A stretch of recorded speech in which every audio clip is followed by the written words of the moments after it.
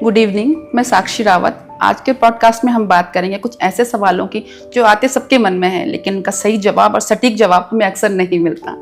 ऐसे में जब हम कॉर्पोरेट कल्चर की बात करें तो घंटों हम लोग लैपटॉप पे काम करते हैं, 12, 14, 16 घंटे हम काउंट नहीं करते, लेकिन उसके एवज में हमें क्या मिलता है? बैक पेन, नी पेन, जिसके बारे में कोई बात ही नहीं होती है। हमें लगता है ठीक है, ये हमारी लाइफ का एक पार्ट है, लेकिन नहीं, ये जरूरी नहीं है। ऐसे में जिन लोगों को लगता है कि वो बैठे बैठे बीमार हो रहे हैं, तो उनके लिए हमारा आज का एपिसोड बहुत जरूरी। आज हमारे साथ हैं ऑर्थोपेडिक स्पेशलिस्ट डॉक्टर युवराज कुमार। सर, स्वागत है आपका हमारे पॉडकास्ट में। नमस्कार। नमस्ते। तो सर, देखा है हम लोगों ने, जैसे मेट्रो सिटी है, दिल्ली एनसीआर है, यहाँ पे कॉर्पोरेट कल्चर बहुत ज्यादा है। बिल्कुल। यूथ बहुत ज्यादा आकर्षित होता है यहाँ की तरफ। लेकिन लेकिन बैठे बैठे वो खुद को एक बीमारी दे रहे हैं, उन्हें पता ही नहीं है। बिल्कुल सही। तो ऐसे में जो आपके पास पेशेंट आते हैं, तो कितने पेशेंट आते हैं और किस एज ग्रुप के पेशेंट आपके पास ज्यादा आते हैं? खास करके दिल्ली एनसीआर की बात करें, गुड़गांव, गाजियाबाद, नोएडा, ग्रेटर नोएडा, फरीदाबाद, इसमें ये ऐसी जगह है जहाँ पे पूरे नॉर्थ इंडिया से, इवन साउथ से, सब जगह से लोग आते हैं। और ये एज ग्रुप यूजुअली 25 to 40 के बीच का एज ग्रुप है, जो कि इन कंपनियों में काम करते हैं।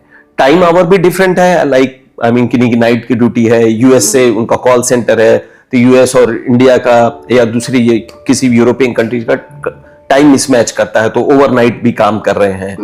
Travelling time is a very important factor.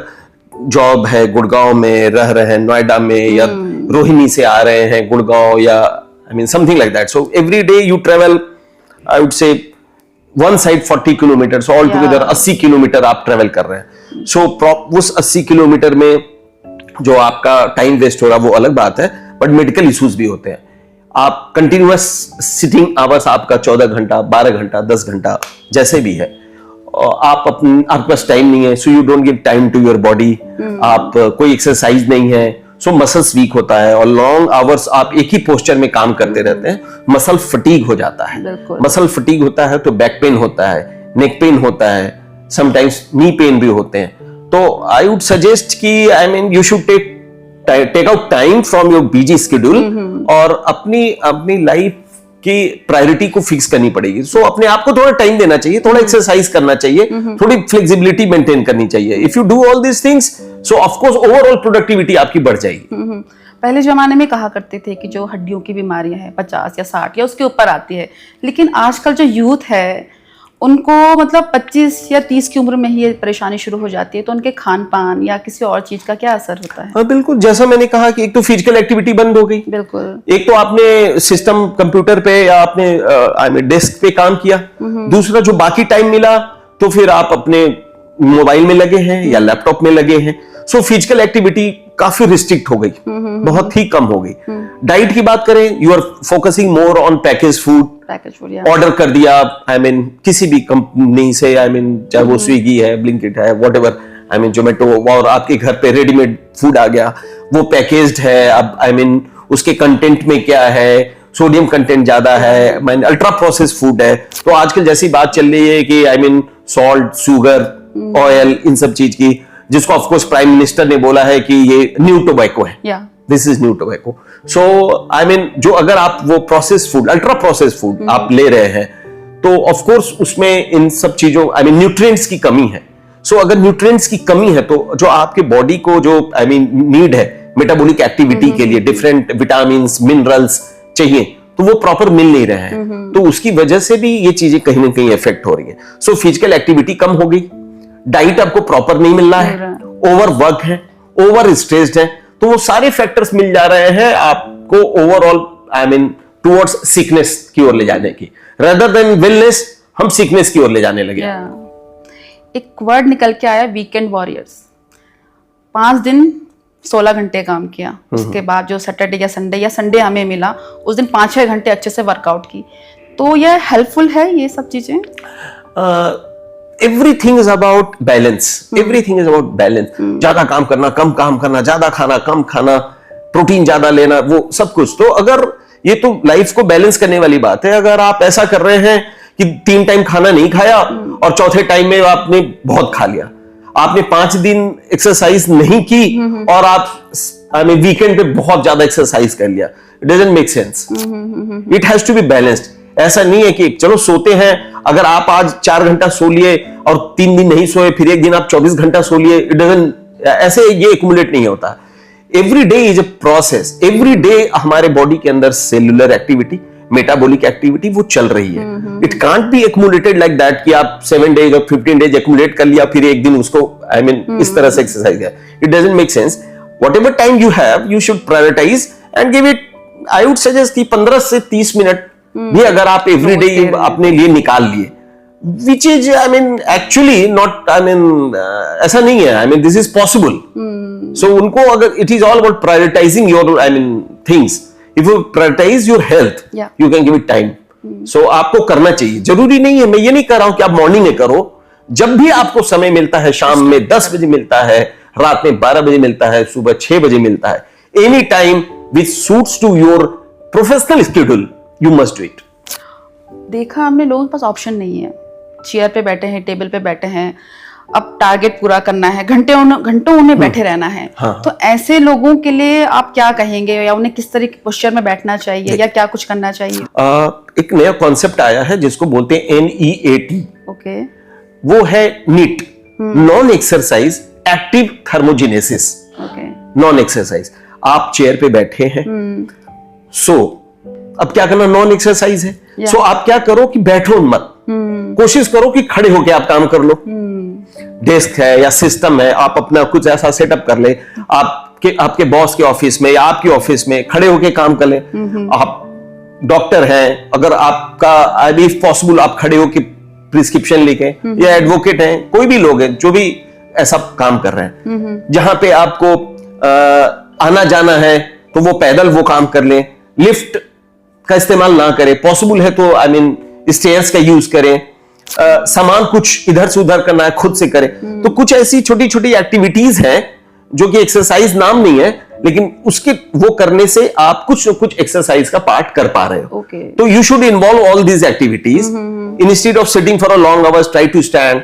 Her 40-50 minute के बाद 2 मिनट का आप ब्रेक देके आप स्ट्रेचिंग कर सकते हो। थोड़ा सा सच्चाई ये है कि इन ऑफिस अगर आप आई मीन लंच के पहले बाद में कुछ टाइम मिल रहा है, वहां आप 10-15 मिनट्स ऑफिस के अंदर कुछ एक्सरसाइज कर सकते हैं। सो अगर आप इन सब चीजों को इंकॉर्पोरेट कर सकते हैं, then you can change your life. Heavy exercise helpful है? So exercise is a very broad term, heavy, light, mild, moderate, severe, ये ना depends on your goal, what do you want. This is very important. What do you want is important.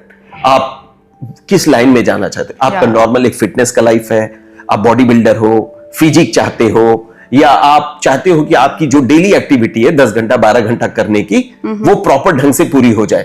तो आपके गोल के हिसाब से ये determine होता है। अगर आप नॉर्मल एक प्रोफेशनल हो और ऑफिस गोअर हो और आ रहे हो जा रहे हो, तो I think you should do balance your cardiovascular exercises and strengthening exercises. उस पे ज्यादा फोकस करना चाहिए, न कि बहुत ही हेवी एक्सरसाइज पे। अक्सर हमने देखा लोग इसे नजरअंदाज कर देते हैं कि चलो पेन ही तो है। जैसे मैं भी पहले घंटों काम करती थी, पैर में दर्द हो गया बैठे बैठे, इग्नोर कर दिया, कोई बात नहीं, मूव लगा लिया या कुछ लगा लेंगे ठीक हो जाएगा।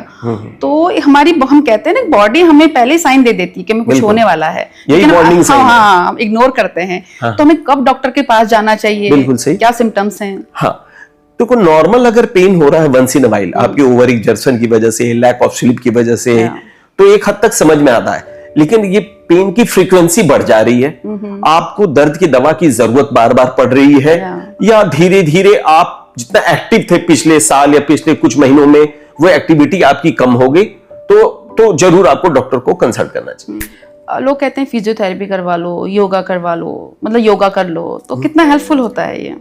Of course, yoga, physical activity, exercise, ये सारी एक्टिविटीज है जिसके थ्रू आप अपने आप को एक्टिव रखते हो, एनर्जाइज रखते हो, फ्लेक्सिबल रखते हो।